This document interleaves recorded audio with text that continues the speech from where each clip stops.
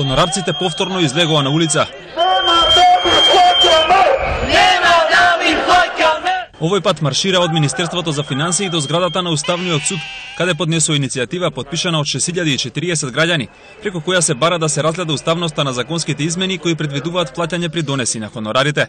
Според организаторите на денешниот протест, овие законски одредби се дискриминаторски и со нив се врши грабеж на граѓаните. Затоа денеска сме дојдени со оваа вага која што би требало да ја означи правдата во Македонија. Оваа вага на која што стои криминалот од едната страна и граѓаните 6040 подносители на другата страна. За кого треба да бидеме? За овој или за овие страна? За кого? За кого треба да бидат овие суди во оваа зграда? Бараме од Уставниот суд да донесе времена мерка со која ќе значи дека ќе се стопира примената на овие спорни 8 закони.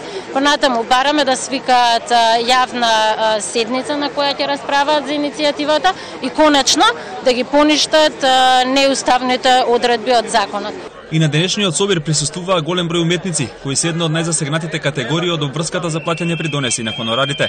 Велат, од актери и сликари се претворивме во економисти и правници. Веќе има примери каде на актерите и театарските работници им се нудат договори на делово кој хонорарот наместо да им се плати еднократно, им се плаќа повеќекратно, односно на неколку месеци со цел да се избегне плаќање на придонесите. А да биде уште потрагично, ваквите понуди за договори доаѓаат од институциите кои се во надлежност на државата.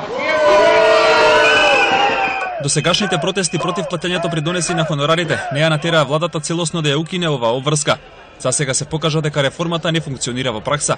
Хонорарците се жалат дека пресметките за сумата која треба да ја уплатат ги чекаат и по подолго од еден месец, а оние кои веќе ја исполниле обврската не можат да го остварат правото на здравствена заштита.